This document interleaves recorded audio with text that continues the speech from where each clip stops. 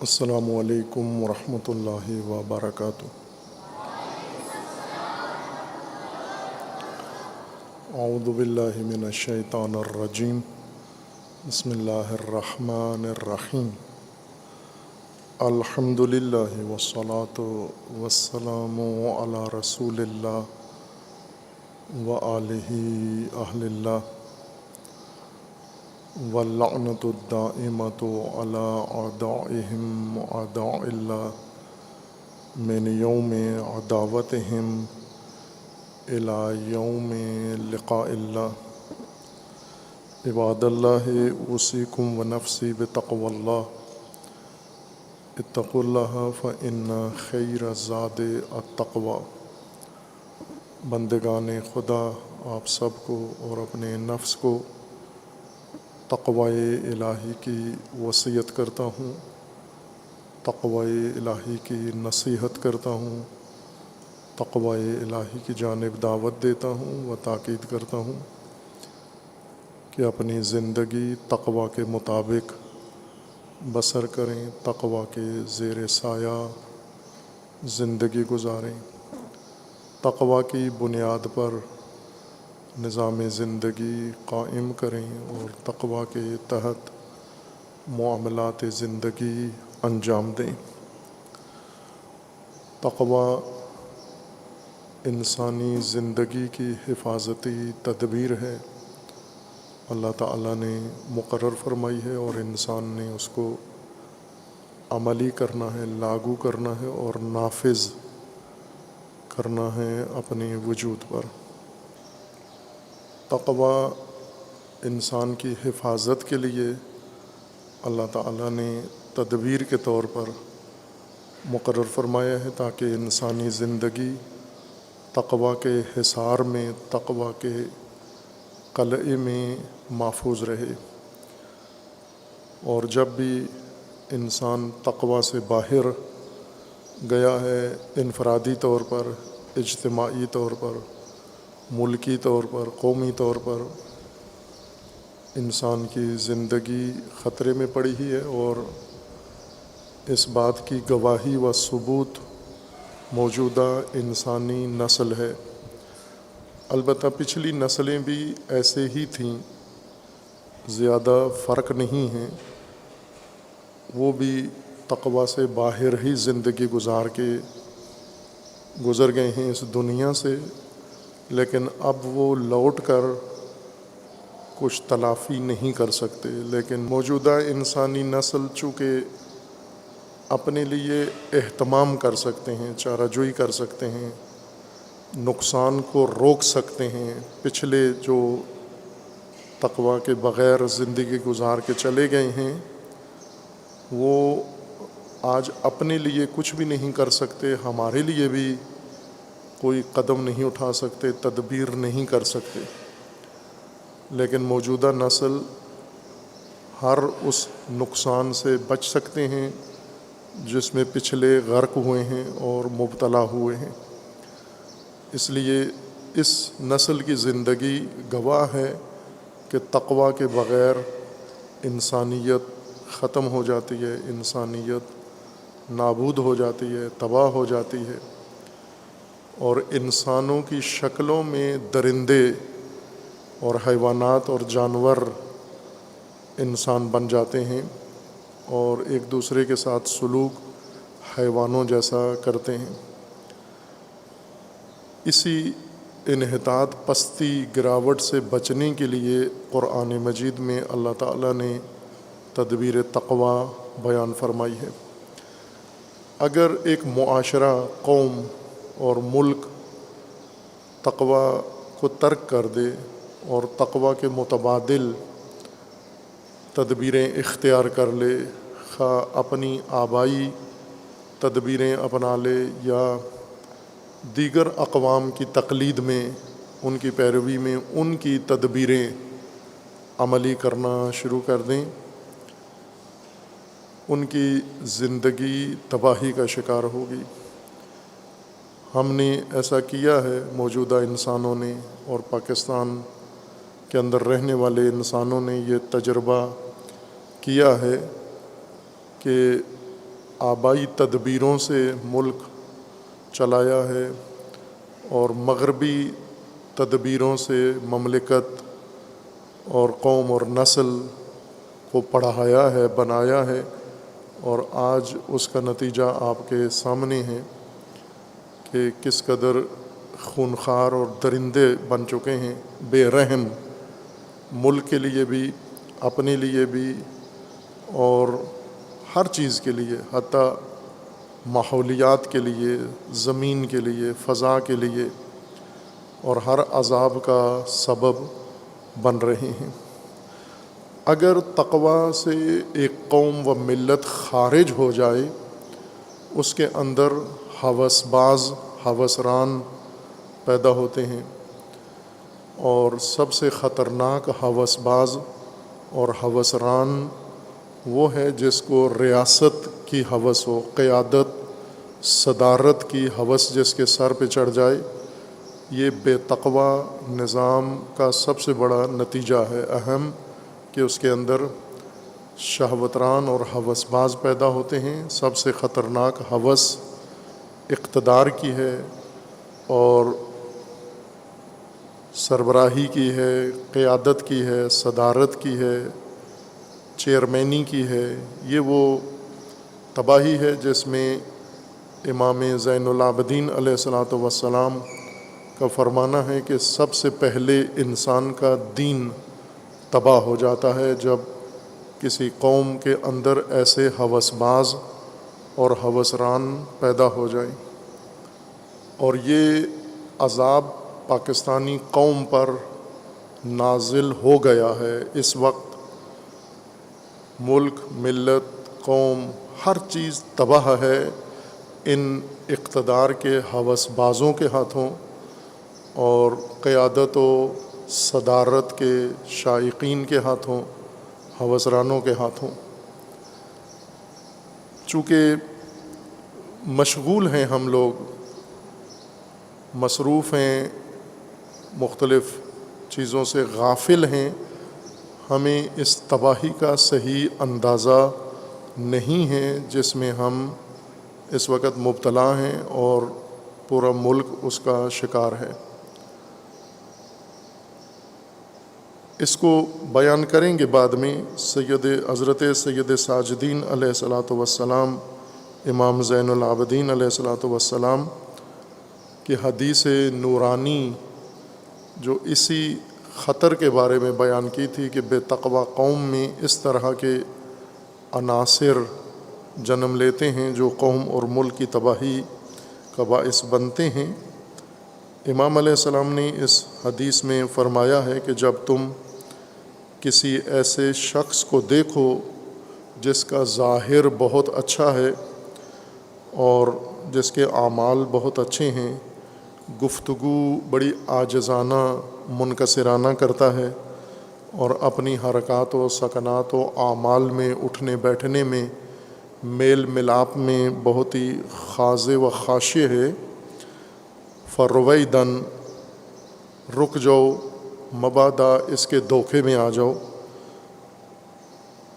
اس لیے کہ بہت سارے لوگ ایسے ہیں جو ظاہر ان کا اچھا ہے، متواضع ہیں، لیکن یہ اس وجہ سے نہیں کہ ان کی شخصیت ایسے ہے، بلکہ اس وجہ سے کہ اندر سے شخصیت ان کی مجرمانہ ہے، لیکن بزدل ہیں، جرم کر نہیں سکتے، چور ہیں لیکن چوری کرتے نہیں ہیں کیونکہ ڈرتے ہیں اگر ہم پکڑے گئے تو پٹائی ہوگی یا بدنامی ہوگی یا رسوائی ہوگی، اس کے ڈر سے نہیں کرتے، ورنہ اندر سے جی چاہتا ہے ان کا کہ یہ چوری کریں۔ تو ایسے لوگوں سے بچیں، اگر ان کو آپ نے ظاہر ان کا اچھا پایا، ان کے دھوکے میں مت آئیں۔ امام علیہ السلام فرماتے ہیں کہ یہ وہ لوگ ہیں جو اپنا ظاہر سجا کے رکھتے ہیں تاکہ مومنوں کو دھوکہ دیں، فخ، پھندا، کڑکی لگاتے ہیں سادہ لوح مومنوں کے لیے، اور وہ اس میں پھنس جاتے ہیں۔ اور آپ دیکھیں کہ اس وقت پاکستانی قوم انہی کڑکیوں میں پھنسی ہوئی ہے۔ ہر مسلک، ہر مذہب، ہر جماعت، ہر تنظیم، ہر علاقہ، اس کے افراد سادہ لہو ان ظاہر پرستوں کے اور ظاہر بینوں کے چنگل میں اور جال میں پھنسے ہوئے ہیں۔ وَهُوَ لَا يَزَالُ يَخْتَلُّ النَّاسَ بِظَاهِرِهِ، جو ہی ان کو موقع ملتا ہے جرم کا، حرام کا، فوراً اس میں کود جاتے ہیں، لیکن جہاں کوئی دیکھ رہا ہو یا جہاں پکڑے جانے کا ان کو ڈر ہو وہاں پر یہ اجتناب کرتے ہیں۔ ان کے اس اجتناب کے دھوکے میں آپ مت آئیں۔ اور امام فرماتے ہیں کہ اگر آپ نے ان کو خلوت میں بھی حرام کھاتے ہوئے نہیں دیکھا اور مال حرام سے بچتے ہیں تو بھی ان کے دھوکے میں مت آئیں، اس لیے کہ بہت سارے لوگ ایسے ہیں جو مال پسند، مال دوست نہیں ہیں، لیکن شہوتران ہیں، نامحرم کے ساتھ ناجائز تعلقات سے نہیں ڈرتے۔ انہیں نامحرم اپنے خاندان میں ملے یا گلی میں ملے یا ماحول میں، تعلیمی ماحول میں ملے یا انہیں اپنے ملازمت کے ماحول میں ملے، دکان پہ ملے، نامحرم کی طرف ناپاک نگاہ اور تعلق رکھنے سے نہیں ڈرتے۔ مال نہیں کھاتے حرام کا، لیکن تعلق حرام کا قائم کرتے ہیں۔ ان کے دھوکے میں بھی مت آنا۔ اور اگر کسی کو آپ نے یہ بھی دیکھا کہ مال حرام سے بھی دور ہے اور نامحرم سے بھی ناجائز تعلقات نہیں رکھتے، ناپاک نگاہ نہیں ڈالتے، تو بھی ان کے دھوکے میں نہیں آنا، بلکہ یہ دیکھو کہ ان کی عقل کتنی پختہ ہے، ان کے اندر بصیرت کتنی ہے، سمجھداری کتنی ہے، سوجھ بوجھ کتنی ہے ان کے اندر۔ اس لیے کہ بہت سارے لوگ ایسے ہیں جو عقل نہیں رکھتے، سفاہت اور بے وقوفی کی وجہ سے نیک لوگ ہیں، جس کو آپ نیکی کہتے ہو وہ عقل نہیں کروا رہی ان سے، بلکہ حماقت کی وجہ سے یہ نیک بنے ہوئے ہیں۔ اگر ان کو سوجھتی کوئی تدبیر، چالاک ہوتے تو یقیناً بدنام ہوتے، یقیناً مجرم ہوتے، یقیناً غلط ہوتے۔ چونکہ احمق ہیں، سفی ہیں، اس وجہ سے یہ اجتناب کرتے ہیں۔ لہٰذا ان کی عقل کو پرکھو، اور اگر عقل میں بھی تم نے اس کو مکمل پایا، سمجھدار ہے اور بابصیرت ہے، سوجھ بوجھ رکھتا ہے، فہم رکھتا ہے، فراست کا مالک ہے، تو بھی اس کے دھوکے میں مت آنا۔ اس لیے کہ بہت سارے لوگ ایسے ہیں جو سمجھداری، چالاکی، عقل سب غلط راہ میں استعمال کرتے ہیں، اور آخری چیز جو امام علیہ السلام فرماتے ہیں، آپ اپنے رہبر میں، پیشوا میں، قائد میں، صدر میں، معلم میں جستجو کرو، تشخیص دو، وہ یہ ہے کہ آیا اس کے اندر حب ریاست ہے یا نہیں ہے، قیادت و صدارت کا اس کو شوق ہے یا نہیں ہے۔ اگر ذرا برابر بھی اس کے اندر تمایل موجود ہوا، رجحان موجود ہوا، اس سے اجتناب کرو، یہ خطرناک درندہ ہے تمہارے دین کے لیے۔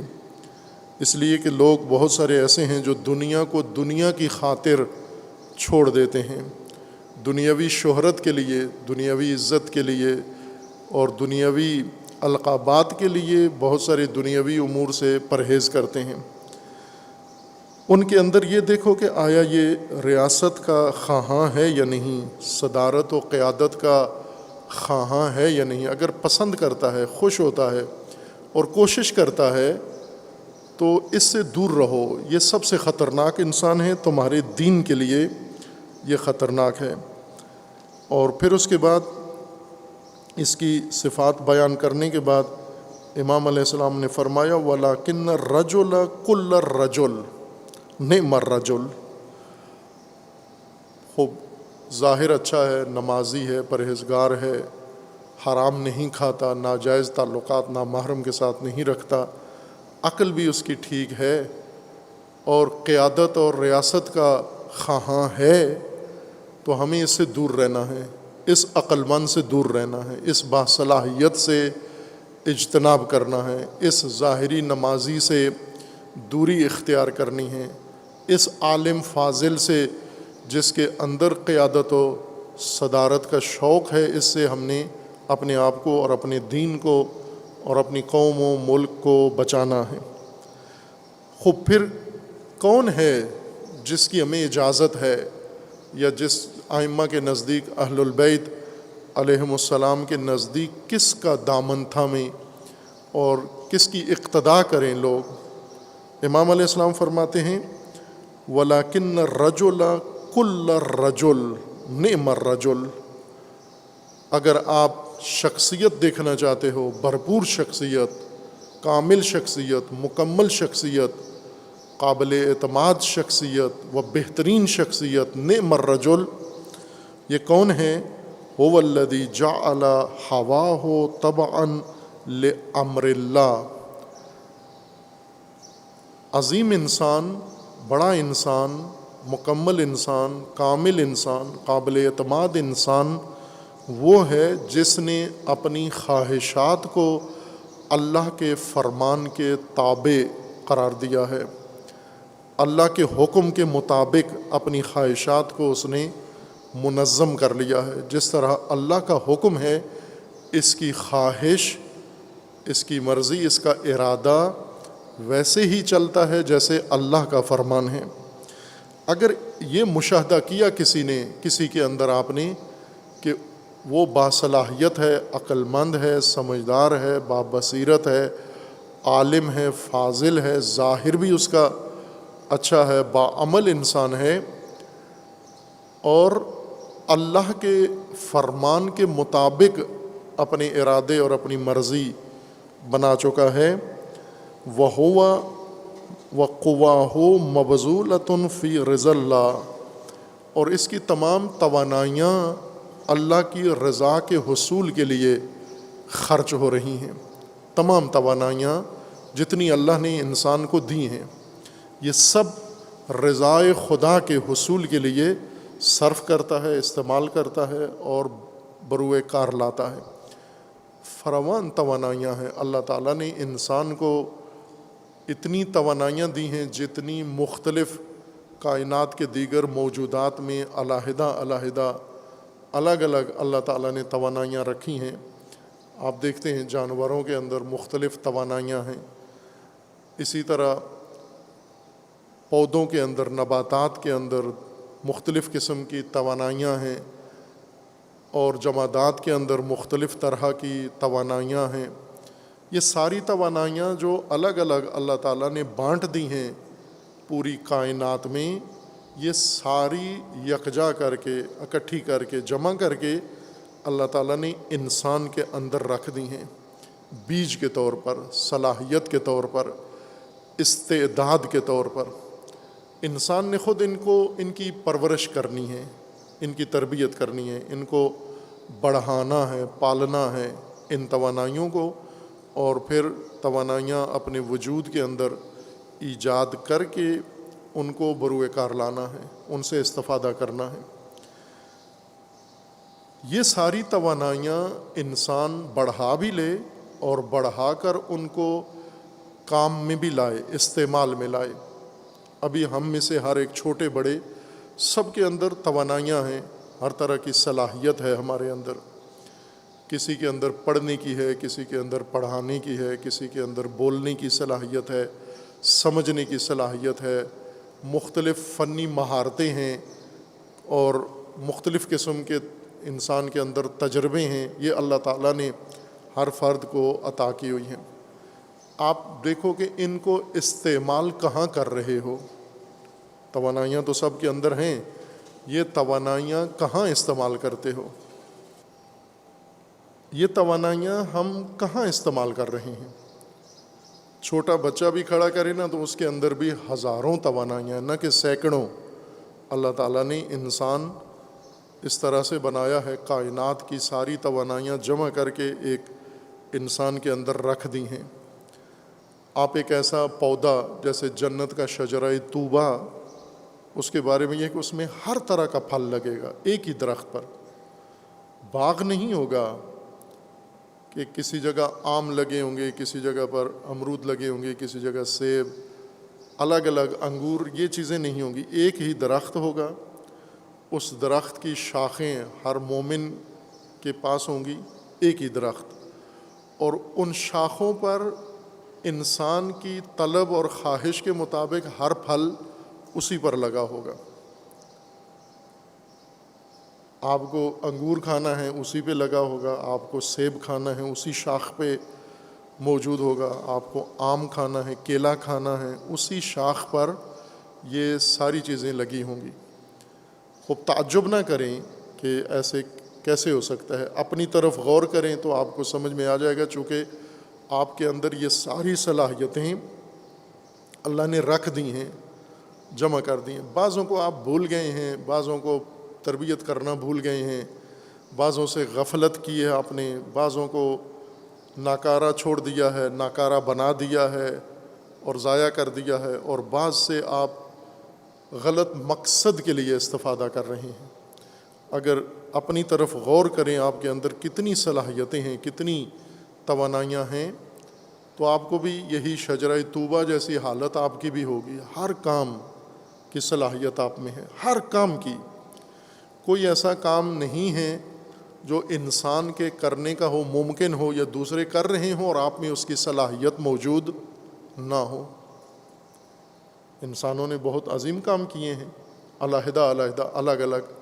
یہ سارے کام ہر انسان کر سکتا ہے اگر اپنی توانائیاں پہچانے، اپنی توانائیاں پروان چڑھائے اور پھر اپنی توانائیاں ضائع نہ کرے، کام میں لائے۔ یہ سب مل کے یہ کام کر سکتے ہیں، آپ سارے کام کر سکتے ہیں، لیکن شرط یہ کہ پہلے وہ توانائی اپنے اندر پہچان کے اس کو ابھاریں۔ ابھی جو موجود ہیں، جن کا ہمیں اندازہ ہو گیا ہے کہ یہ صلاحیت میرے اندر پائی جاتی ہے، اس صلاحیت کو آپ کہاں استعمال کر رہے ہیں؟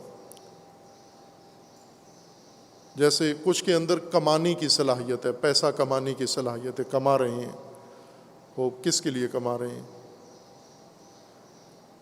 کچھ کے اندر تعلق قائم کرنے کی صلاحیت ہے، کر رہے ہیں، کس کے لیے کر رہے ہیں؟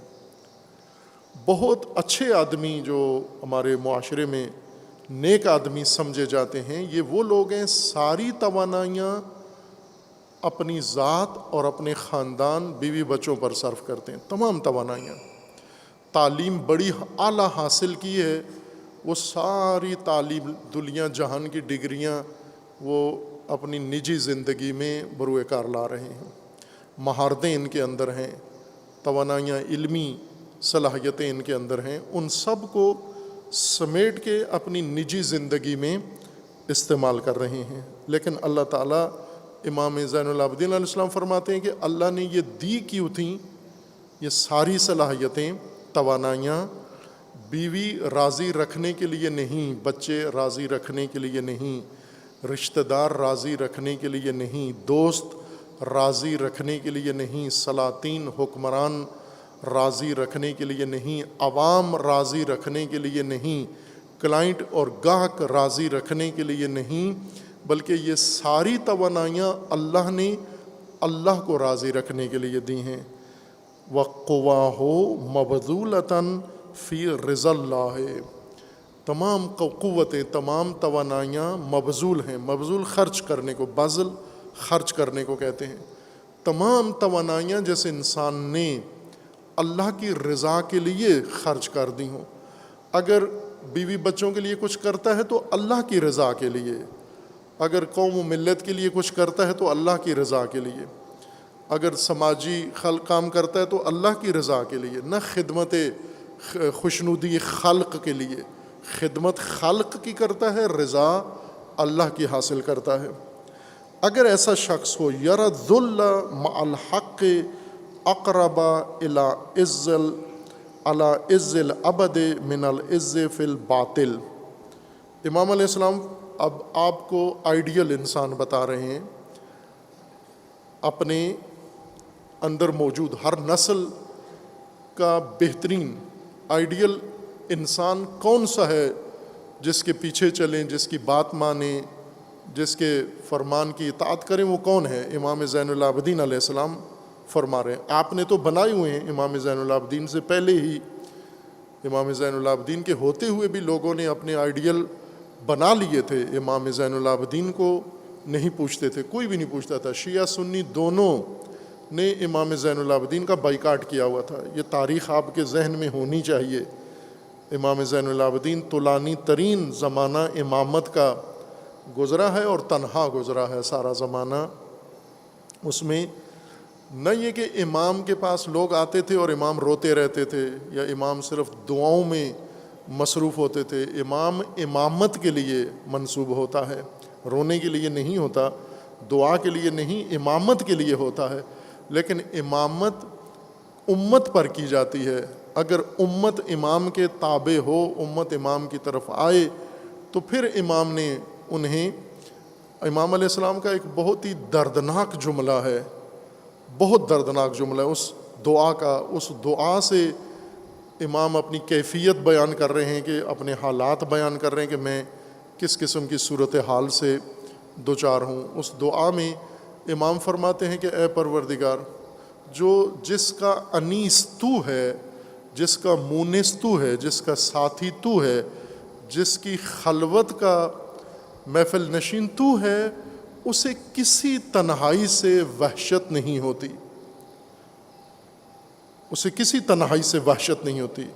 یعنی امام علیہ السلام مہینے گزر جاتے تھے، سال گزر جاتے تھے، اور امام زین العابدین علیہ السلام کی طرف کوئی بھی رجوع نہیں کرتا تھا، آنا جانا نہیں کرتا تھا.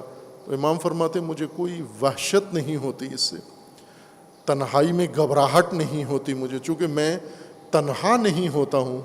جب لوگ نہیں آتے میرے پاس تو میں اپنے اللہ کے ساتھ ہوتا ہوں. اللہ میرا انیس ہے، وہ اللہ میرا مونس ہے، اور جس کا انس اللہ کے ساتھ ہو اسے لوگوں کی طرف سے ایجاد کی گئی تنہائی سے گھبراہٹ نہیں ہوتی. امام زین العابدین علیہ السلام آپ کو بتا رہے ہیں کہ آپ اپنی نسل میں، ہر نسل، آپ ابھی موجود ہیں. سابقہ نسلوں کے مسائل میں ہمیں زیادہ دلچسپی ہے. جیسا دوسروں کے گھروں میں فلاں کا کیا بنا، ان کے بچوں کا کیا بنا، اس کی بیوی کا کیا بنا، ان کے جھگڑے کا کیا بنا، ان کے رشتے کا کیا بنا، ہر گھر میں دوسرے گھر کی بات ہو رہی ہوتی ہے. جبکہ وہی مسائل جو دوسرے گھر میں ہیں وہ ان کے اپنے گھر میں بھی موجود ہیں. یہاں بھی وہی اختلاف ہے، یہاں بھی وہی ناچاکی ہے، یہاں بھی وہی بے حرمتی ہے، یہاں پر بھی وہی ناقدری ہے، ناشکری ہے، لیکن باتیں ساری دوسرے گھروں کی ہم کرتے ہیں. آپ یہ کام نہ کریں. یہ موجودہ نسل ہمیشہ اپنی بات کریں. یہ میں بارہا درخواست کرتا ہوں موجودہ نسل سے، وقت ضائع نہ کریں. آپ کے پاس جو وقت ہے صرف اپنے لیے ہے، آپ کے اپنے لیے، اپنے سدھرنے کے لیے، اپنے معاملات حل کرنے کے لیے، اپنی زندگی سنوارنے کے لیے ہے. پچھلی نسلوں کے معاملات اور ان کی فیصلے عدالت لگانے کے لیے آپ کے پاس وقت نہیں ہے، اور ان کا کیس آپ کی عدالت میں لایا ہی نہیں گیا. ان کا کیس اللہ نے اپنے پاس رکھا ہوا ہے، قاضی اللہ ہے ان کا، آپ نہیں ہیں. لہٰذا اپنا وقت ان کے بارے میں ضائع مت کرو، اپنے معاملات سمجھو، سنبھالو اور ان کا رائے حل نکالو. مثلا امام زین العابدین علیہ السلام فرما رہے ہیں کہ اگر آپ کو ایسے ظاہر پرست، ظاہر ساز لوگ، بناوٹی لوگ، مکار لوگ ملیں جن کے اندر ہوس اقتدار ہو لیکن بڑے نیک پارسا بن کر قوم کے اندر پیدا ہوں، ان سے دوری اختیار کرو. تو یہ پچھلی نسلوں کے بارے میں نہیں، آپ کو کہہ رہے ہیں. آنے والوں کو بھی آپ نہ سوچیں، وہ خود سوچیں گے. آپ اپنے ذمہ دار ہیں. آپ کی جتنی زندگی ہے اس کے اندر یہ امام زین العابدین علیہ السلام کا معیار، اس کے اوپر آپ عمل کریں. خوب، وہ کون سا شخص ہے جسے ہم نے چھوڑنا ہے اور کون سا شخص ہے جسے ہم نے ماننا ہے؟ یہ دو واضح طور پر، شفاف طور پر بیان فرما رہے ہیں. عموماً جس طرح رہبر معظم انقلاب اسلامی نے اپنے ایک خطاب میں فرمایا تھا کہ میں ڈپلومیٹ نہیں ہوں، میں انقلابی ہوں، ڈپلومیٹ نہیں ہوں. کیا کہنا چاہ رہے تھے؟ ڈپلومیٹ اس انسان کو کہتے ہیں جو صاف کھول کے واضح بات نہیں کرتا، لگی لپٹی بات کرتا ہے، ذو معنی بات کرتا ہے، دونوں معنی اس کی بات سے نکل سکتے ہیں. وقت آنے پر وہ انکار بھی کر سکتا ہے کہ میری مراد تو یہ تھی. ڈپلومیٹ کبھی بھی کھول کے واضح حق بیان نہیں کرتے، ان کی تعلیم یہی ہوتی ہے، ان کی مہارت یہی ہوتی ہے۔ کل میں اپنے بعض دوستوں کو یہ بتا رہا تھا کہ یہ بیوروکریسی، افسر شاہی، یہ جو دفاتر میں بیٹھے ہوئے کلرک ہوتے ہیں، مینیجر ہوتے ہیں، ڈائریکٹر ہوتے ہیں، سیکرٹری ہوتے ہیں بیوروکریسی میں، ان کی تعلیم میں یہ شامل ہے کہ آپ نے ٹائم کیسے پاس کرنا ہے، کام کرنا بھی ان کی تربیت کا حصہ ہے، لیکن بعض اوقات کام نہیں کرنا آپ نے، بلکہ آپ نے لوگوں کو گھمانا ہے، چکر دینے ہیں، ٹالنا ہے۔ تو وہ کیا کام کرتے ہیں؟ اس میں شامل ہے کہ آپ جہاں پر فیصلے کا وقت ہوتا ہے وہاں تجاویز لے آئیں، آپ فیصلے کے موقع پہ تجاویز پیش کر دیں، خود ہی بات ٹل جاتی ہے۔ جی نئی تجاویز آئی ہیں، ان تجاویز کا جائزہ لیتے ہیں، کمیٹی بنا دیتے ہیں، پھر کمیٹی جائزہ لیتی ہے، جائزہ لے کے پھر نئے نتائج لے کر آتی ہے، پھر اس پہ دوبارہ اجلاس ہوتا ہے۔ اس طرح بیوروکریسی کو ایک اچھا خاصا وقت مل جاتا ہے معاملات کو ٹالنے کے لیے۔ یہ ان کی تربیت کا حصہ ہے، یہ انہیں سمجھایا جاتا ہے۔ اسی طرح ڈپلومیٹ، سفراء، ان کو بھی بتایا جاتا ہے، سیاستدانوں کو، کہ کبھی بھی آپ نے کھل کے حق کو حق نہیں کہنا، باطل کو باطل نہیں کہنا۔ جب حق کی بات آ جائے تو آپ کہو کہ ہاں ہو سکتا ہے ایک پہلو سے یہ بات کہا جا سکتا ہے، کسی حد تک حق اس کو کہا جا سکتا ہے، لیکن ہمیں اور پہلو بھی دیکھنا پڑیں گے، جائزہ لینا پڑے گا، اور مسائل دیکھنے پڑیں گے۔ خوب اس طرح کی باتیں ڈپلومیٹ کرتے ہیں۔ رہبر معظم فرماتے ہیں میں انقلابی ہوں، انقلابی دو ٹوک بات کرتا ہے، اچھی لگے یا بری لگے۔ امام زین العابدین علیہ السلام ڈپلومیسی نہیں کر رہے، آپ کو اس طرح سے نہیں کر رہے کہ یہ جو نیک ظاہراً اچھا لگتا ہے اس میں بھی اچھائی کا پہلو ہے، کوئی بندہ اس کے اندر بھی آپ خرابی نہ تلاش کرو، حسن ظن رکھو۔ حسن ظن ایک عمومی قانون ادب ہے اسلام کا کہ آپ ہر ایک کے بارے میں اچھا گمان رکھیں، لیکن ہر ایک کے اوپر اعتماد مت کریں۔ یہی جس کے اوپر اچھا گمان ہے، اعتماد نہیں کرنا اس پر، پہلے اس کو پرکھو، جانچو، اس کو معیار پہ تولو۔ اگر وہ دین کے بتائے ہوئے معیار کسوٹی پہ پورا اترتا ہے تو پھر اس کو آپ انتخاب کرو۔ دو ٹوک بتا رہے ہیں، کس کو چھوڑنا ہے، کس کو تھامنا ہے، کس کا دامن۔ اتنی وضاحت آپ کو نہیں ملے گی مکتب امامت کے علاوہ۔ امام ہی اتنی کھری بات کر سکتا ہے، امام ہی، چونکہ امام عوام کا مدیون نہیں ہوتا، امام عوام کا مقروض نہیں ہوتا، امام عوام کے ووٹوں سے نہیں بنتا، امام کو عوام کی فیس اور اجرت نہیں چاہیے، امام کو عوام کی طرف سے کچھ بھی نہیں چاہیے، بلکہ عوام کو امام کی طرف سے ہدایت، رہنمائی اور علم کی ضرورت ہے، قیادت کی ضرورت ہے۔ عوام محتاج ہیں امام کے، امام محتاج نہیں ہیں۔ جس طرح اللہ محتاج نہیں ہے مخلوق کا، مخلوق محتاج ہیں اللہ کے۔ اگر ساری مخلوق انکار کر دیں اللہ کی توحید پر، اللہ کی ذات پر، ذرہ برابر کوئی اثر نہیں پڑتا۔ اسی طرح حضرت نوح کو انکار کر دیا ساری قوم نے مل کر، حضرت نوح پر کوئی اثر نہیں پڑا، وہ خود برباد ہوئے، تباہ ہوئے، طوفان آیا، عذاب آیا اور جہنم میں گئے۔ ائمہ اطہار کو لوگوں نے تنہا چھوڑا، اب ائمہ پر کیا فرق پڑا؟ لوگ گمراہی کا شکار ہوئے۔ ائمہ نار اور جہنمی ائمہ اور لیڈر ان کو میسر آئے جن کے دھوکے میں آئے تھے۔ اس لیے امام ہمیشہ صاف، شفاف اور میزان کے مطابق بات کرتے ہیں۔ امام زین العابدین علیہ السلام نے اس حدیث نورانی میں واضح طور پر بتایا ہے کہ اس قسم کے افراد کے اوپر ہرگز اعتماد نہیں کرنا، جن کا ظاہر اچھا ہو، جو حرام سے بچتے ہوں، جو ناجائز تعلقات سے بھی بچتے ہوں، جو حرام نہ کھاتے ہوں، جن کے اندر عقل بھی قوی ہو لیکن ان کے اندر قیادت اور ان کے اندر صدارت اور ان کے اندر سربراہی اور ریاست کا شوق اور ہوس ہو اور خواہش ہو، ان کے نزدیک سے نہ گزرنا اور انہیں اپنے نزدیک نہ آنے دینا۔ یہ تمہارے دین کے لیے یہ نیک لوگ بہت خطرہ ہیں، کیونکہ آپ کو استعمال کریں گے، آپ کے دین کو وسیلہ اور ٹول بنائیں گے اپنی قیادت اور اپنے اقتدار کے لیے. اب واضح طور پر امام فرما رہے ہیں کہ دامن کس کا تھامنا ہے؟ وَلَكِنَّ الرَّجُلَ كُلَّ الرَّجُلِ نِعْمَ الرَّجُلُ. اب آپ دیکھ لیں کہ ریاست کا شوق امام زین العابدین علیہ السلام کے زمانے میں کس کس کو چڑھا ہوا تھا؟ اگر تاریخ سے آشنا ہیں، تاریخ آپ پڑھتے تو نہیں ہیں، ذاکر آپ کے لیے تاریخ گڑھتے ہیں. وہ کسی شہر میں ٹورسٹ گیا، وہاں پر اس نے وہاں اپنے مقامی رہنما سے، گائیڈ سے پوچھا کہ آپ کے شہر میں آثار قدیمہ ہوتے ہیں؟ تو انہوں نے کہا نہیں، پہلے نہیں تھے، ابھی ارادہ ہے آثار قدیمہ بنانے کا، ابھی بنانے ہیں آثار قدیمہ ہم نے.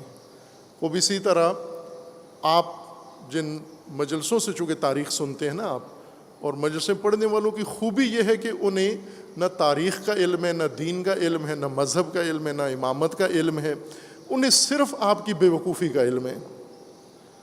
ایک مہارت ان کے اندر پائی جاتی ہے کہ یہ جو ہمارے سامنے ریوڑ بیٹھا ہوا ہے اس میں عقل نہیں ہے، اس سے بھرپور فائدہ اٹھاتے ہیں. اور بہت سارے طبقات اٹھاتے ہیں، سیاستدان بھی اٹھاتے ہیں، یہ ممبری بھی اٹھاتے ہیں. یہ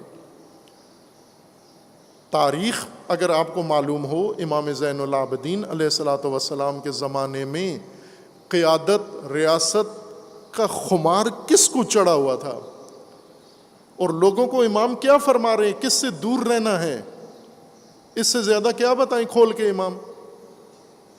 وَلَكِنَّ الرَّجُلَ كُلَّ الرَّجُلِ.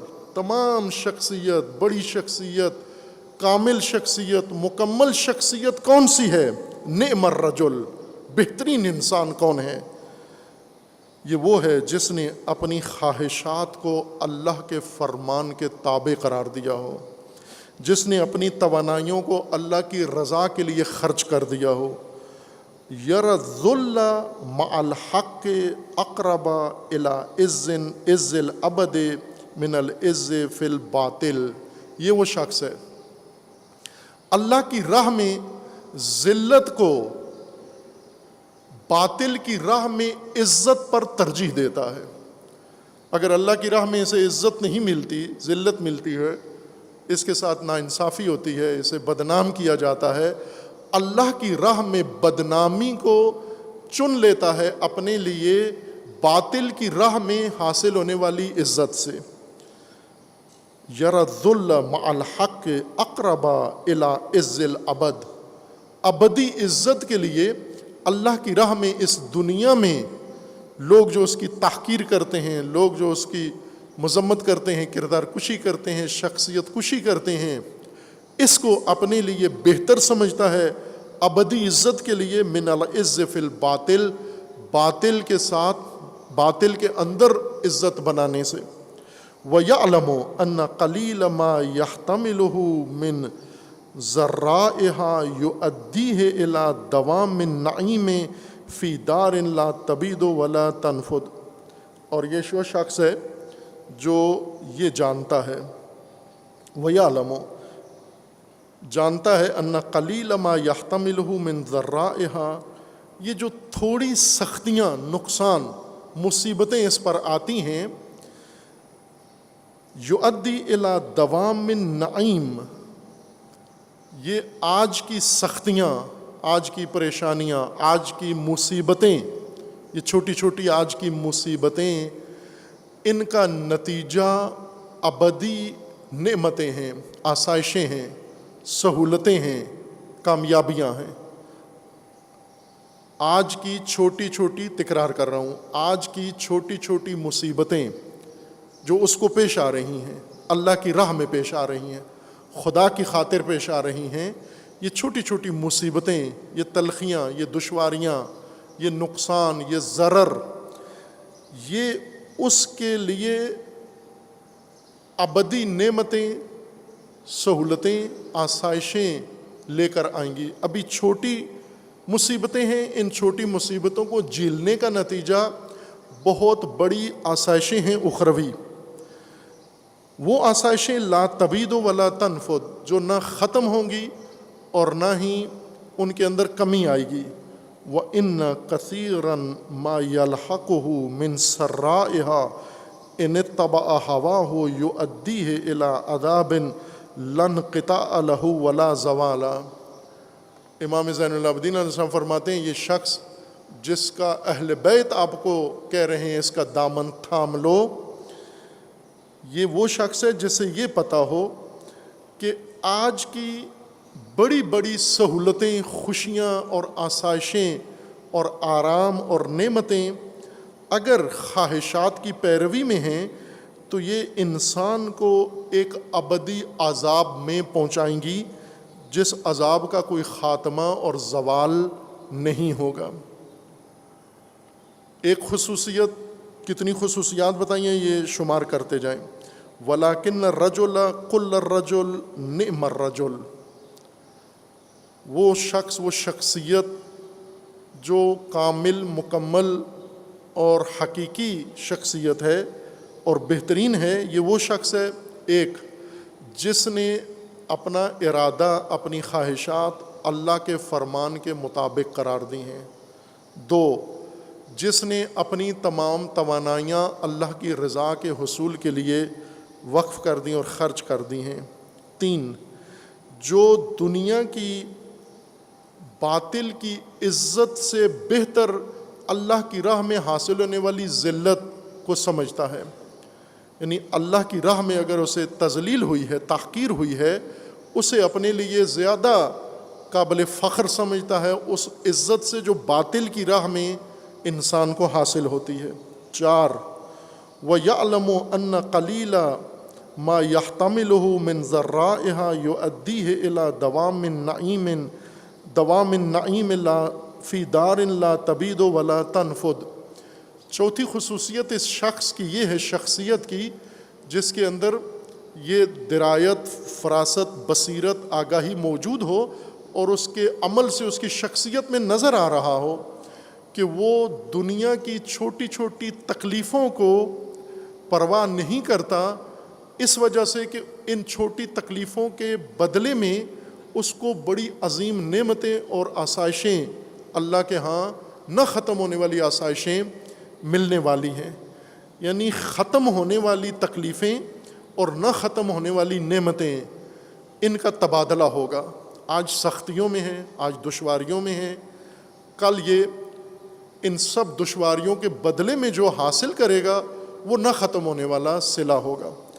پانچویں چیز، وَأَنَّ كَثِيرًا، یعنی يَعْلَمُ، اس شخص کو یہ بھی پتہ ہے، یہ بھی علم رکھتا ہے، آگاہی رکھتا ہے، باور رکھتا ہے کہ أَنَّ كَثِيرًا مَا يَلْحَقُهُ مِنْ سَرَّائِهَا إِنِ اتَّبَعَ هَوَاهُ يُؤَدِّيهِ إِلَىٰ عَذَابٍ لَا انقطاع لَهُ وَلَا زَوَالَ، کہ اس دنیا میں جو اسے بڑی بڑی سہولتیں، نعمتیں، آسائشیں، آسانیاں میسر ہیں، خواہشات کی پیروی کے نتیجے میں، حق کی مخالفت کی وجہ سے، باطل پر عمل کرنے کی وجہ سے، طاغوتوں کے ساتھ جڑنے کی وجہ سے جو اس کو بڑی بڑی آسائشیں یہاں ملیں گی، ان کا نتیجہ وہ عذاب ہے جو کبھی ختم نہیں ہوگا، وہ جہنم ہے جو کبھی ختم نہیں ہوگی۔ اگر یہ چار معرفتیں رکھتا ہے ایک شخص،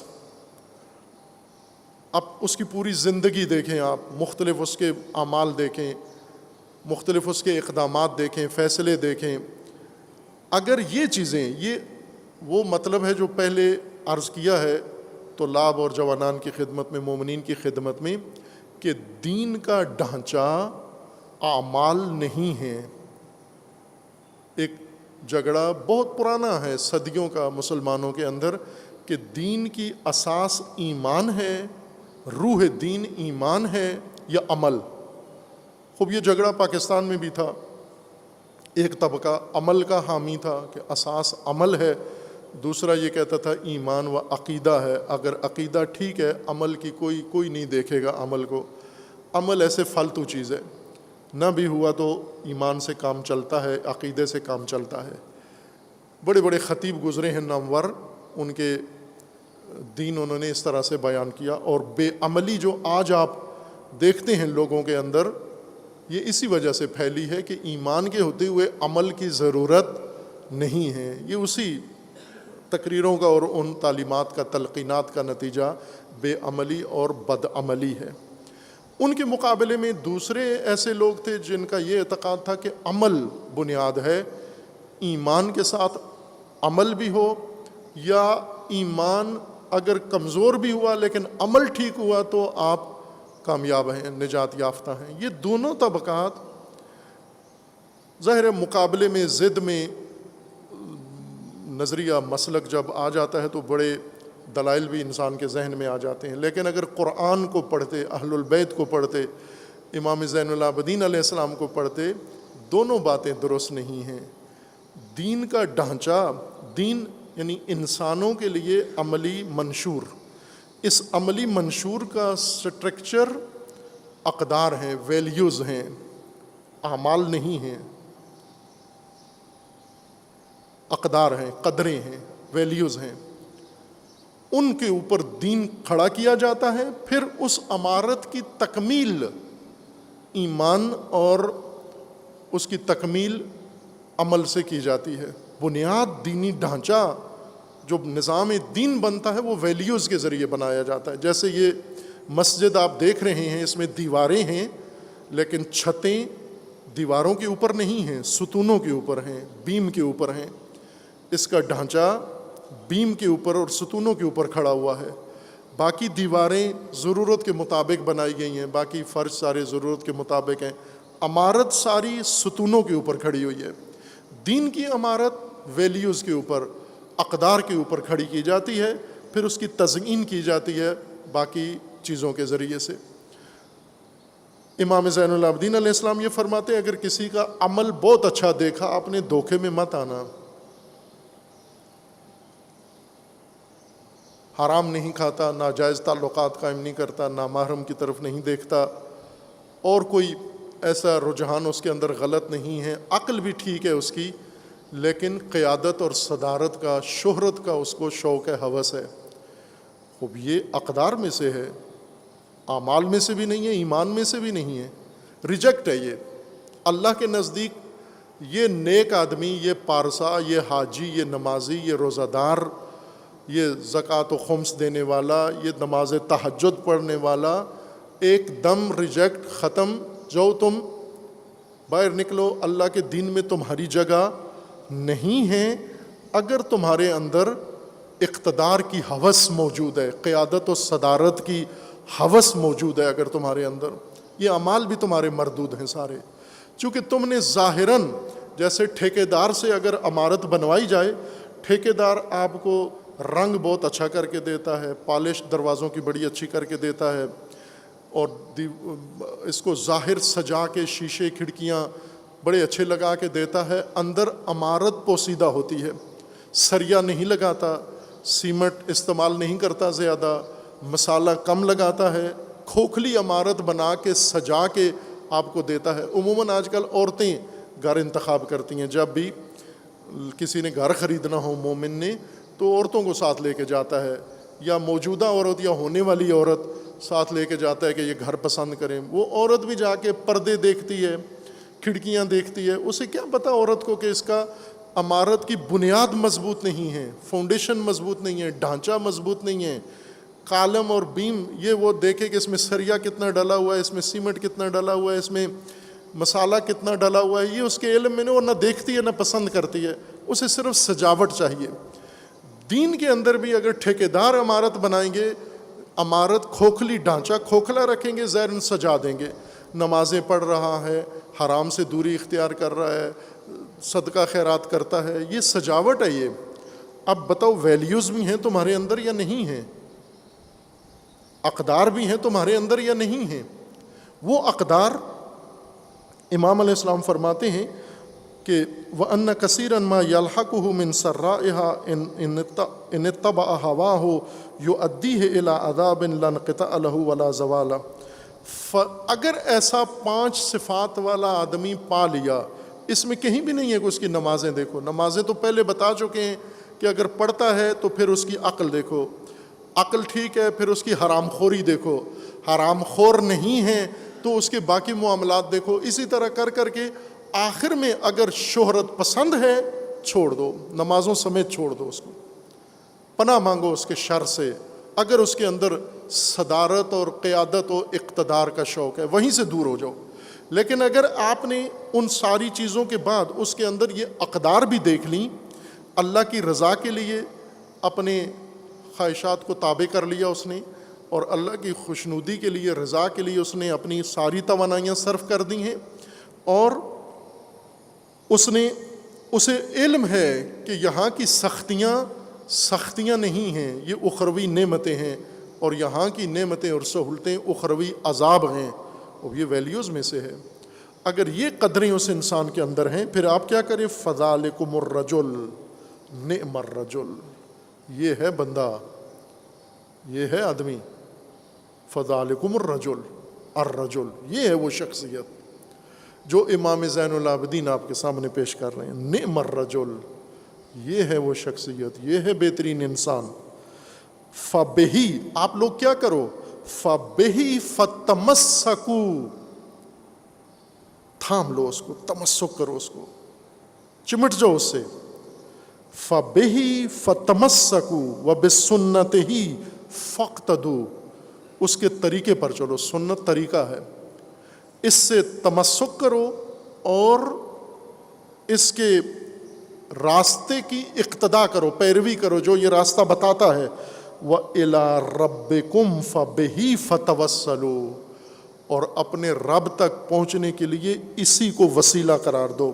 فَإِنَّهُ لَا تُرَدُّ لَهُ دَعْوَةٌ وَلَا تُخَيَّبُ لَهُ طَلَبَةٌ، یہ وہ ہے جس کی نہ دعا رد ہوتی ہے اور نہ ہی اس کی طلب رد ہوتی ہے۔ جو یہ چاہتا ہے، سوچتا ہے، اللہ اس کو پورا کر دیتا ہے، اللہ کا خاص انعام اس پر ہے۔ لیکن یہ سختیاں دنیاوی یہ آتی ہیں اس کے اوپر، لیکن اس کی دعا اللہ رد نہیں کرتا، یہ جو بھی چاہے گا آپ کے لیے وہ پورا ہوگا۔ خوب، یہ ایک حدیث نورانی ہے، اس مضمون کی احادیث فراوان ہیں، چاند ایک اس حدیث سے پہلے بھی بیان کی تھی، اور بھی ہیں۔ بہار الانوار میں خصوصاً جلد 73 میں علامہ مجلسی رحمۃ اللہ علیہ نے اس مضمون کو کافی پھیلا کے درج کیا ہے، اہل البیت علیہ السلام کی روایات، اور باقی روایی کتابوں کے اندر بھی اس کا ذکر موجود ہے۔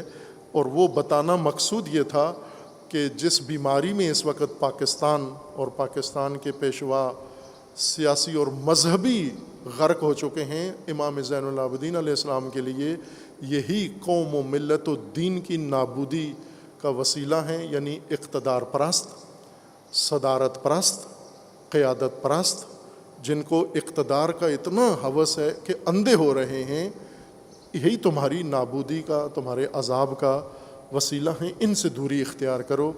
یہ رہنمائی ہے اہل البیت علیہ السلام کی۔ اب ظاہر ہے ان کا کام وما علینا الا البلاغ، رسول اللہ کو اللہ نے فرمایا کہ آپ کا کام صرف بتانا ہی ہے، ماننا تو ان کا کام ہے، منوانا آپ کا کام نہیں ہے۔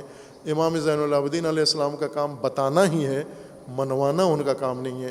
ان کے دور میں بھی یہ بات کسی نے نہیں مانی، اور امام کے ہوتے ہوئے اقتدار پرستوں کی طرف راہ راغب آج بھی امام زین العابدین کو رو لیتے ہیں، ان کا ماتم کر لیتے ہیں، لیکن ان کے معیار کو اپنی زندگی میں عملی کرنے کے لیے تیار نہیں ہیں۔ اللہ تعالی ہمیں توفیق دے اہل البیت و قرآن کی تعلیمات کو سمجھ کر ان پر عمل کرنے کی انشاءاللہ۔ اعوذ باللہ من الشیطان الرجیم، بسم اللہ الرحمن الرحیم۔ انا اعطیناک الکوثر فصل لربک وانحر ان شانئک هو الابتر۔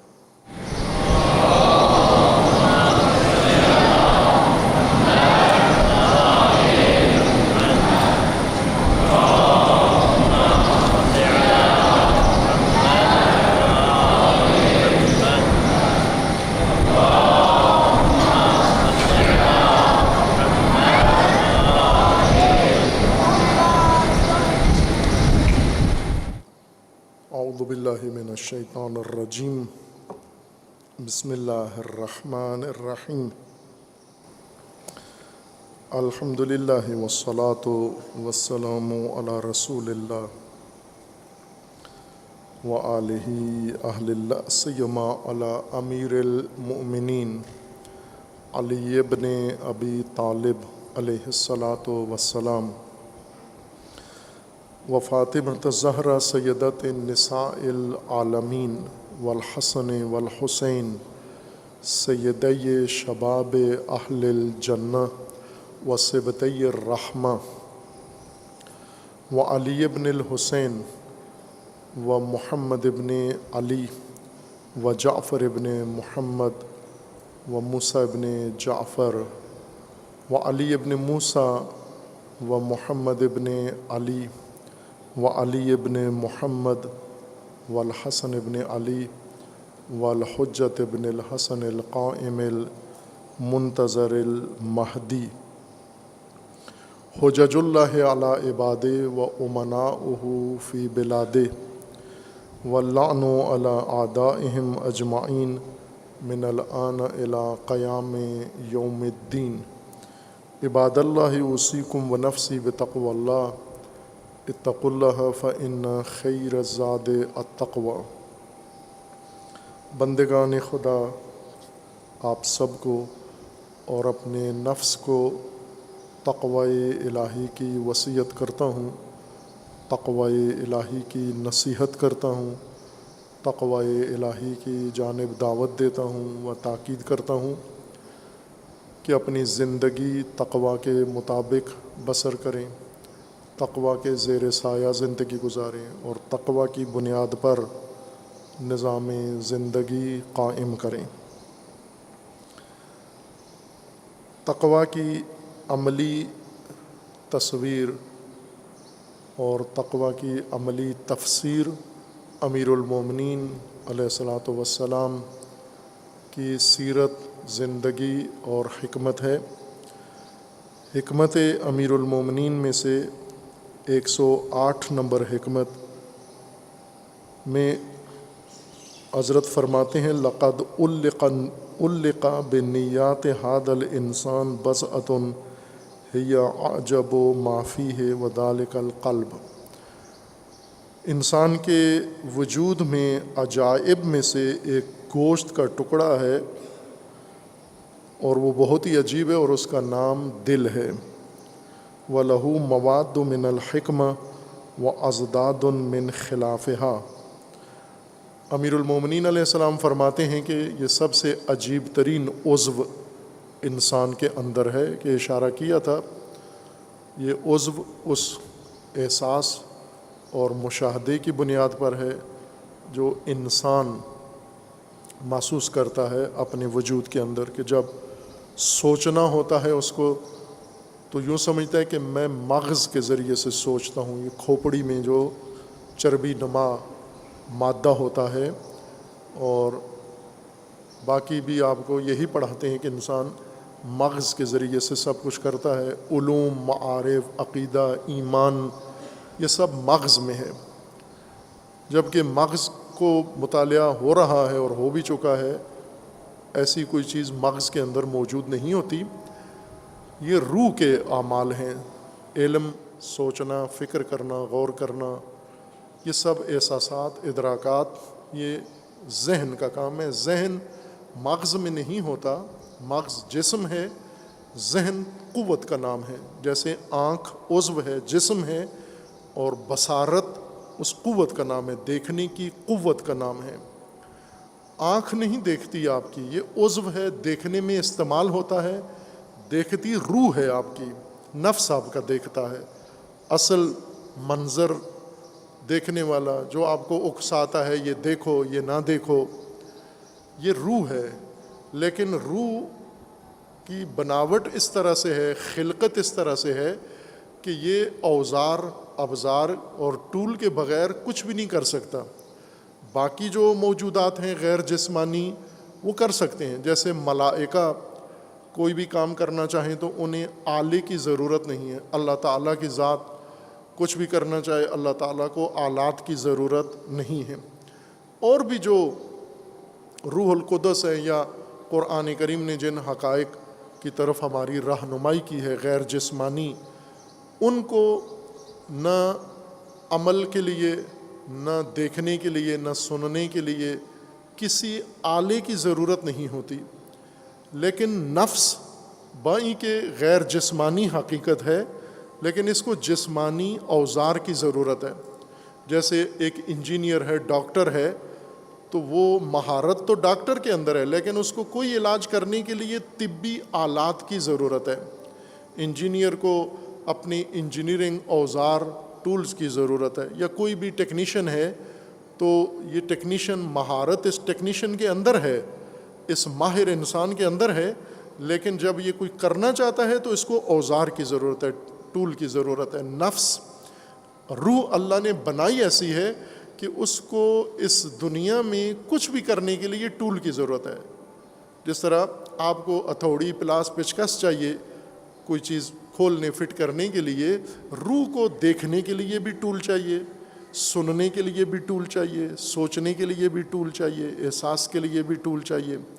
کام سارے روح کے ہیں، لیکن اوزار و ابزار کے ذریعے سے انجام پائیں گے. مغز ذہن نہیں ہے، عقل مغز میں نہیں ہے، وہ روح میں ہے. لیکن روح جب سوچنا چاہتی ہے، فکر کرنا چاہتی ہے، تو مغز کو استعمال کرتی ہے ٹول کے طور پر. اسی طرح احساسات جب انسان کے اندر پیدا ہوتے ہیں، کیفیات آتی ہیں، تو وہاں پر بھی ذہن یا انسان کی عقل یا ادراک ہی یہ کام کر رہا ہوتا ہے، لیکن جسمانی مختلف اجزاء و اعضاء کو ایک اوزار کے طور پر، ٹول کے طور پر استعمال کرتے ہیں. اور چونکہ انسان مشاہدہ کرتا ہے کہ جب انسان کے اندر مختلف کیفیات پیدا ہوتی ہیں، جیسے جذباتی کیفیات ہیں، یا جیسے انسان کے اندر احساسات ہیں، غمگین جب آپ ہوتے ہیں، خوشحال جب آپ ہوتے ہیں، افسردہ ہوتے ہیں، پریشان ہوتے ہیں، مضطر ہوتے ہیں، مضطرب ہوتے ہیں، تو آپ کو اپنے جسم میں جہاں محسوس ہوتی ہے، دھڑکن تیز ہو جاتی ہے، یا مدھم ہو جاتی ہے، یا نبض تھم جاتی ہے، یا کچھ بھی ہوتا ہے، وہ یہ پمپ ہے دل کے سینے کے اندر. چونکہ انسان کی روح کے احساسات بدن پر اثر ڈالتے ہیں، انقباض اور انبساط. قبض سے تو آپ آشنا ہیں، بسط اس کی مقابل صفت ہے، اس سے نہیں ہے آشنا. یہ دونوں قرآنی اصطلاحات ہیں. طبی قبض سے آپ آشنا ہیں، قرآنی قبض سے آشنا نہیں ہیں آپ. اور طبی قبض ہو جائے تو کھل جاتی ہے، دعا کریں قرآنی قبض نہ ہو کسی کو. چونکہ قبض کا مطلب ہوتا ہے کسی چیز کا بند ہو جانا، سکڑ جانا، کسی چیز کا سمٹ جانا. بسط کہتے ہیں کھل جانا، پھیل جانا.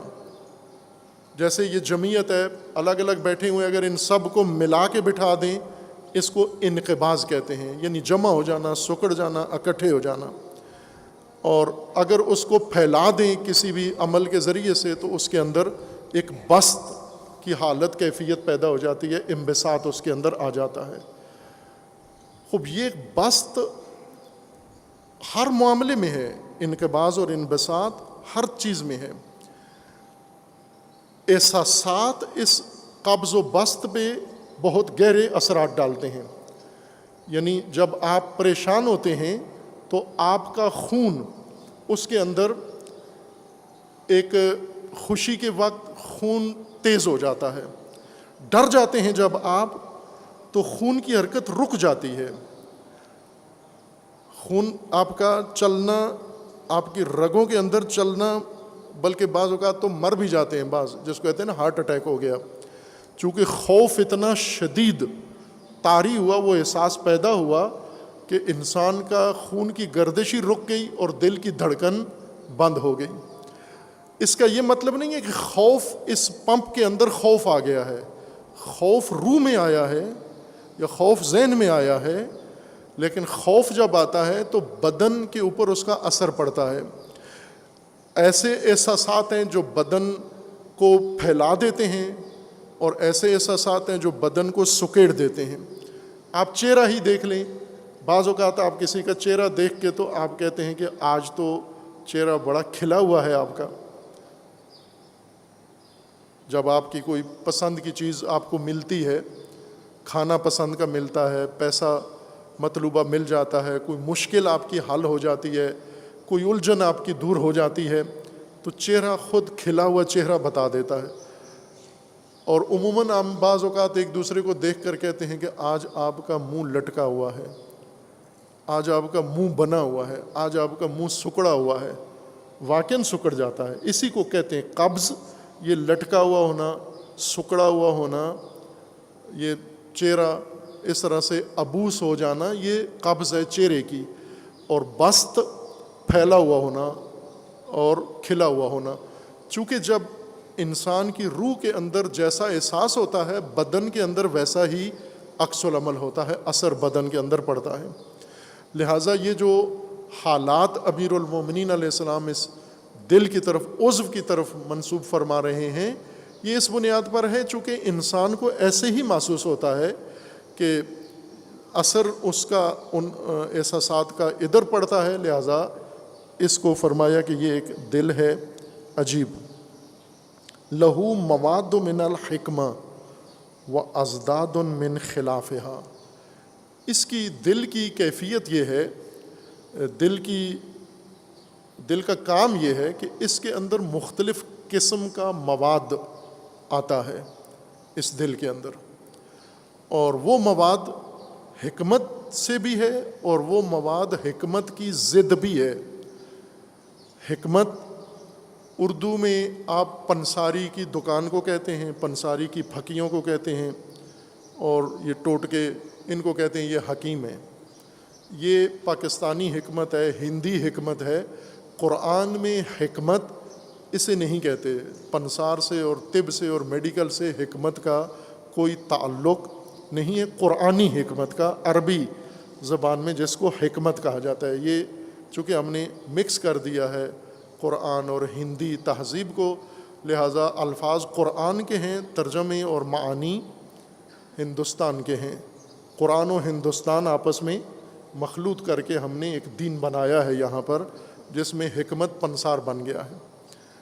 قرآن میں حکمت کا اللہ نے فراوان ذکر کیا ہے کہ جس کو خدا چاہتا ہے حکمت دیتا ہے۔ یا آپ ہر روز ہر جمعہ کو سنتے ہیں کہ یعلمہم الکتاب والحکمہ، رسول اللہ تعلیم دیتے ہیں، کتاب و حکمت کی تعلیم دیتے ہیں۔ حکمت عربی میں فیصلہ کن امر کو کہتے ہیں، یعنی ایسی بات جو حق کو علیحدہ کر دے، باطل کو علیحدہ کر دے، اور ایسی بات جس کے بعد مزید کسی تبصرے کی اور تجویز کی گنجائش نہ رہے، ایسا فیصلہ حکمت کراتے ہیں۔ یعنی ایسی بات، ایسی چیز حکمت ہوتی ہے، دانائی، جس سے بالکل علیحدہ ہو جائے، ہر چیز صاف شفاف ہو جائے، اور اس کے بعد مزید کسی بات کی اضافے کی گنجائش نہ رہے۔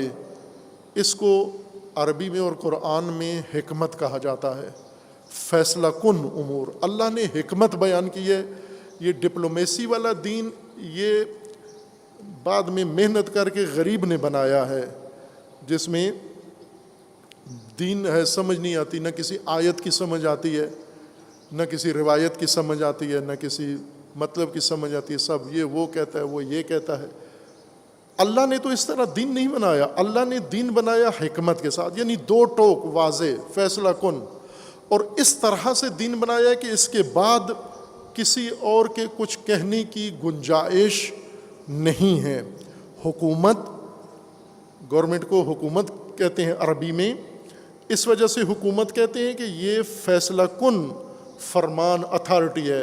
حکومت جب کوئی بات کر دے پھر اس کے بعد کسی اور کی گنجائش نہیں ہوتی، چونکہ آخری بات جو کرے اور فیصلہ کن وہ حکومت ہوتی ہے۔ حاکم ایسے ہی فیصلے کرنے والا، جو بالکل دو ٹوک، قاضی کو بھی حاکم کہتے ہیں چونکہ ایسے ہی دو ٹوک فیصلے کرتا ہے، جس کے بعد کسی اور کی نہ وکیل کی جرح کی ضرورت ہوتی ہے نہ اپیل کی ضرورت ہوتی ہے۔ یہ برطانوی قانون ہے انصاف کا، جس کے اندر جج سے زیادہ وکیل اور وکیل سے زیادہ پیسہ اور پھر باقی ساری چیزیں دخیل ہوتی ہیں۔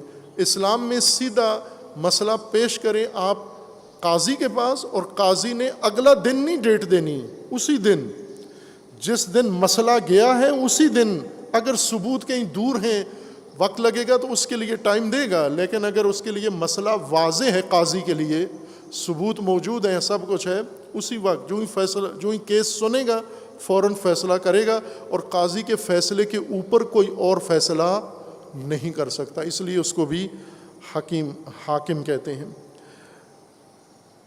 دل کے اندر اللہ تعالیٰ نے حکمتیں، دل کو بنایا ہے ظرف حکمتوں کا، پمپنا روح کا دل حکمتوں کا مرکز بنایا ہے، اور حکمتوں کی ازداد بھی اس کے اندر رکھی ہیں، حکمتیں بھی ہیں اور حکمتوں کی ضد بھی انسان کے دل میں ہی آتی ہیں جو ان کے متخالف ہیں۔ اب ہم چونکہ ہم نے جو تعلیم پائی ہے کتاب و حکمت کی نہیں پائی ہے، ہم نے انگلش اور ABC کی تعلیم پائی ہے، اور ہم نے یہ تعلیم پائی ہے کہ آپ نے انگلش کیسے بولنی ہے سیکھنی ہے، ایسی تعلیم جس سے پتہ چلے کہ آپ بس ملائکہ کی غلطی کی وجہ سے نعوذ باللہ آپ انگریز ہوتے ہوتے رہ گئے ہیں۔ بعضوں کو بہت شرمندگی، اپنے ماں باپ کو کوستے ہیں، ملامت کرتے ہیں، لعنت کرتے ہیں کہ آپ کے ہاں میں کیوں پیدا ہوا، انگریز تھوڑے تھے ان کے ہاں پیدا ہوتا، میں رنگ بھی اچھا ہوتا، انگریزی بھی فرفر ہوتی، یہاں پیدا ہو کے ذلیل ہو رہا ہوں میں اس ملک کے اندر۔ واقعاً پشیمان ہے یہ نسل، آپ اس کے مسائل کو معمولی نہ سمجھیں، جس بیماری میں جس آفت میں مبتلا ہو چکے ہیں وہ بہت المیہ ہے، بہت بڑا المیہ ہے۔ ہماری تعلیم کتاب و حکمت سے شروع نہیں ہوتی، اس لیے تعلیم حاصل کرنے کے بعد بھی ضلالت ختم نہیں ہوتی۔ قرآن کریم میں اللہ تعالیٰ کا فرمانا ہے، رسول اللہ کیوں آئے ہیں؟ هو الذی بعث فی الامیین رسولا منہم یتلو علیہم آیاتہ ویزکیہم ویعلمہم الکتاب والحکمہ وَإِن كَانُوا مِن قَبْلُ لَفِي ضَلَالٍ مُبِينٍ۔ تم پہلے کھلی گمراہی کے اندر تھے، پھر یہ نبی آئے، انہوں نے آ کر 3 کام کیے، تلاوت آیات کی، تزکیہ کیا اور تعلیم کتاب و حکمت دی، جس کے نتیجے میں تم ضلالت مبین سے نکلے۔ اب تم نے نبی کی تعلیم، نبی کا تزکیہ، نبی کا طریقہ تربیت کا ہی ترک کر دیا، اور تم نے لارڈ مکالے سے لیا، انگریزوں سے لیا، سر سید احمد خان نے آپ کو دیا۔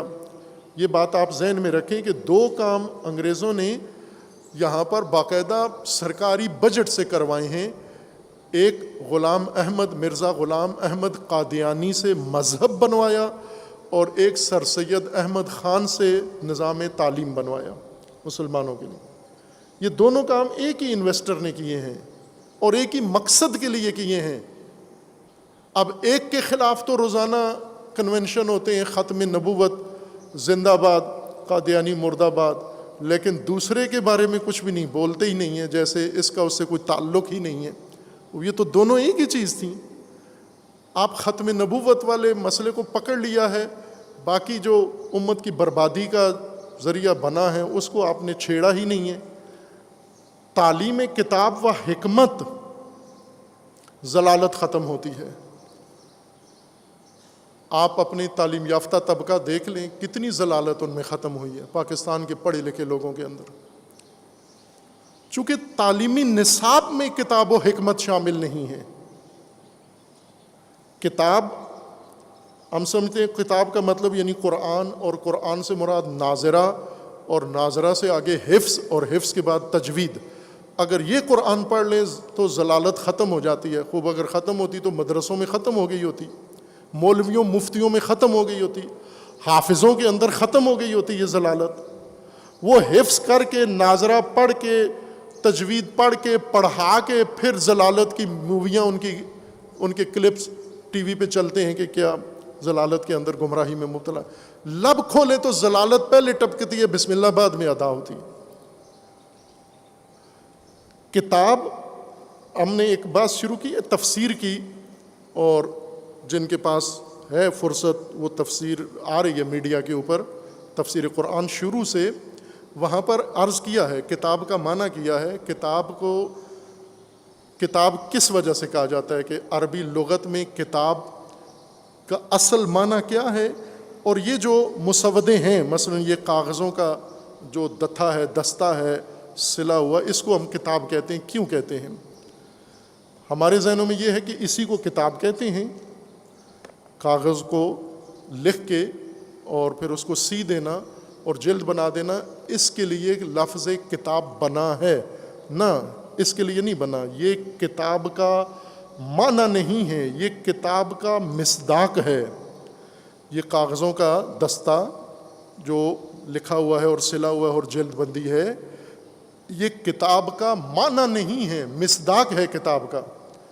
معنی کتاب کا سمجھ میں آئے گا تو ہمیں قرآن بھی سمجھ میں آئے گا اور باقی کتاب بھی سمجھ میں آئے گی۔ کتاب کی تعلیم، کتاب کی تعلیم، یعلمہم الکتاب، ہم نے الکتاب کی تعلیم کو اگر پہلے دیں بھی تو ابھی پنجاب میں واجب قرار دیا ہے، لیکن پڑھاتا کوئی بھی نہیں ہے اسکولوں کے اندر، مدرسوں میں پہلے سے پڑھا رہے ہیں۔ یہ اگر رائج تعلیم یعنی ناظرہ قرآن، حفظ قرآن اور تجوید قرآن سے ضلالت ختم نہیں ہوئی، آپ نے دیکھ لیا، تجربہ کر لیا۔ ضلالت ختم ہوتی ہے الکتاب کی تعلیم سے، یعلمہم الکتاب، الکتاب کی تعلیم سے ختم ہو جاتی ہے۔ جس طرح علامہ اقبال رحمۃ اللہ علیہ متوجہ ہو گئے، کہاں سے ہوا یہ شخص، یہ بہت بڑا ایک معمہ ہے، کسی مدرسے میں نہیں پڑھا، کسی حوزے میں نہیں پڑھا، ساری عمر مغربی علوم پڑھے، مغرب میں رہا، لیکن اللہ نے قرآن دل میں ڈال دیا۔ یہ خود ایک معجزہ ہے کہ قرآن خدا نے اس طرح سے دل میں ڈالا کہ ہر قرآن کا مطلب سمجھ میں آ گیا۔ الکتاب، لوح بھی تو، قلم بھی تو، تیرا وجود۔ الحمدللہ اقبال سے بھی کوئی آپ کو خاص، بقرہ عید کے بعد تو اور ہی اقبال کہاں یاد آئے گا، ابھی تو چربی اتنی ذہن میں موجود ہے۔ تیرا وجود الکتاب۔ اب یہ الکتاب کی تعلیم ضلالت سے نکالتی ہے۔ اور دوسرا حکمت، حکمت جو رسول اللہ نے تعلیم دی، پڑھے لکھے نہیں تھے رسول اللہ کے شاگرد، پڑھائی لکھائی نہیں جانتے تھے، اکثر نہیں جانتے تھے، لیکن کتاب اور تعلیم جانتے تھے دونوں۔ کتاب کی بھی تعلیم رسول اللہ نے دے دی اور حکمت کی بھی تعلیم دے دی۔ آج امت رسول اللہ کو ہر قسم کی تعلیم ہے، ان کے پاس کتاب اور حکمت کی تعلیم نہیں ہے۔ وہ پڑھے لکھے نہیں تھے لیکن ضلالت سے نکل گئے، یہ پڑھ لکھ کے ضلالت کے اندر ڈوبے ہوئے ہیں۔ دنیاوی ڈگریاں ختم ہو گئی ہیں، اتنی آج مسلمانوں نے حاصل کر لی ہیں، لیکن ضلالت میں ایک قدم باہر نہیں آئے، چونکہ کتاب و حکمت وہ نصاب تعلیم کا انہیں نہیں پڑھایا گیا۔ یہ حکمت اللہ تعالیٰ دل میں ڈالتا ہے، دل بنایا ہے اللہ تعالیٰ نے حکمت کی۔ وَلَهُ مَوَادُ مِنَ الْحِکْمَةِ، حکمت کے لیے دل ہے، وَأَزْدَادٌ مِّن خِلَافِهَا، اور حکمت کے مخالف صفات، حکمت کے اپوزٹ صفات بھی دل میں ہیں۔ دل دونوں کی جگہ ہے، حکمت کی بھی اور حکمت کی ضد کی بھی جگہ ہے، اینٹی حکمت کی بھی جگہ دل ہی ہے۔ اب ظاہر ہے کہ دلوں میں دونوں چیزیں جب آ سکتی ہیں، حکمت بھی اور حکمت کی ضد بھی، خوب زیادہ خیال رکھنا پڑے گا اس کا۔ یہ تو اگر پابندی ہوتی کہ صرف حکمت آ سکتی ہے، حکمت کی ضد نہیں آ سکتی۔ حکمت کی ضد ہے حماقت، حکمت کے الٹ، یعنی دو ٹوک جو چیز واضح کر دی جائے وہ حکمت ہے، اور حمق، حماقت، جس میں کوئی چیز واضح نہ ہو، سمجھ ہی نہ آئے، الف اور بے میں فرق نہ پتہ چلے، یہ حماقت ہے۔ اور یہ بھی دل کے اندر ہی ہوتی ہے حماقت، جس میں انسان کی بصیرت اور سوجھ بوجھ ختم ہو جاتی ہے۔ اس کے بعد امیر المومنین علیہ الصلوۃ والسلام فرماتے ہیں فَإِنْ صَنَحَ لَهُ الرَّجَاءُ أَضَلَّهُ الطَّمَعُ۔ یہاں ایک بہت خوبصورت باب اس حکمت میں امیر المومنین علیہ السلام نے کھولا ہے، اور وہ ہے ایک تلازم، تعلق ان صفات کا آپس میں، کہ اگر انسان کے اندر ایک صفت آئی تو پھر لائن لگ جائے گی آگے۔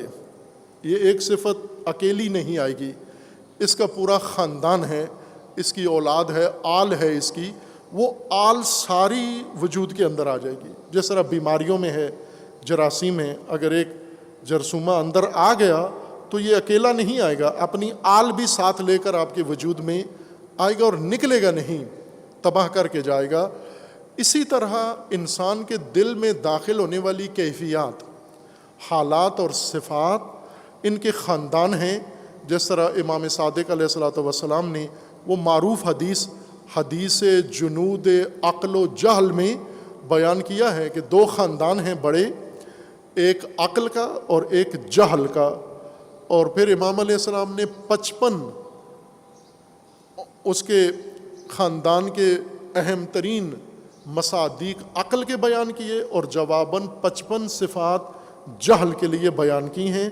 وہی مطلب امیر المومنین علیہ السلام یہاں بیان فرما رہے ہیں۔ امام صادق علیہ الصلوۃ والسلام نے فقط شمار کیے ہیں یہ جنود، امیر المومنین ان کا آپس میں تعلق اور رشتہ داری بیان کر رہے ہیں کہ کس کا کس سے کیا رشتہ ہے، کون سی صفت کس کی نانی ہے، کس کی ماں ہے، کس کی دادی ہے، کس کی بیٹی ہے۔ یہ صفات ساری امیر المومنین خوبصورت رشتے صفات کے آپ کے سامنے کھول کے بیان کر رہے ہیں۔ جب یہ رشتے سمجھ میں آئیں گے پھر انسان بہت محتاط ہو جاتا ہے کہ اس خاندان کا کوئی ایک فرد بھی میرے دل میں آیا تو باقی کا راستہ نہیں روک سکتے ہم، باقی خود ہی جڑے ہوئے اس کے ساتھ آ جائیں گے۔ اس کے پیٹ میں باقی اولاد اس کی موجود ہوتی ہے جو انسان کے دل میں آ کے جنم لے لیتی ہے۔ لہٰذا فرماتے ہیں کہ انسان لہ الرجا اضلہ الطمع، جو ہی امید آتی ہے فوراً طمع انسان کے دل کے اندر پیدا ہو جاتی ہے۔ پھر اس کے بعد یہ داستان آخر تک جاری ہے، اسے بعد میں بیان کریں گے انشاءاللہ۔ اللہ تعالیٰ کی بارگاہ میں دعا ہے خداوند تبارک و تعالیٰ ہمیں صحیح فہم دین عطا فرمائے، قرآن و اطرت کی تعلیم کے مطابق خداوند تبارک و تعالیٰ ہمیں زندگی بسر کرنے کی توفیق عطا فرمائے انشاءاللہ۔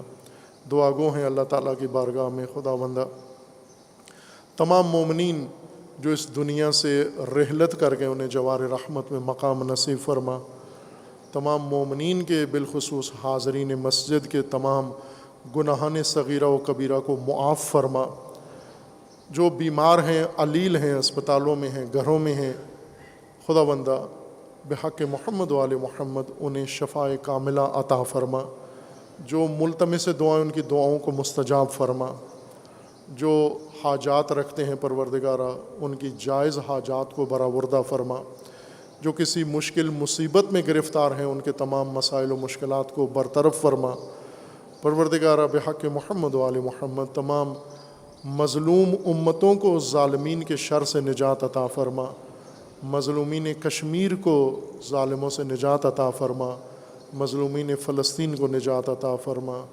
لبنان و شام و عراق کے مومنین کو نجات عطا فرما، یمن کے مظلومین کی رہائی فرما، افغانستان کے مظلومین کی مدد فرما، خدا بندہ بحق محمد و آل محمد مملکت پاکستان کی حفاظت فرما، اس ملک کے اندر امن و امان قائم فرما، پاکستانی ملت کے اندر بیداری و شعور عطا فرما، خدا بندہ اس ملت کو اتحاد و اتفاق قائم کرنے کی توفیق عطا فرما، پروردگارہ اپنے ولی حق ولی اللہ العظم اجل اللہ تعالی فرج و شریف کا جلد از جلد ظہور فرما، ہمیں حضرت کے اعوان و انصار میں سے ہونے کی توفیق عنایت فرما۔ اعوذ باللہ من الشیطان الرجیم، بسم اللہ الرحمن الرحیم، قل هو اللہ احد اللہ الصمد لم یلد ولم یولد ولم یکن لہ کفوا احد۔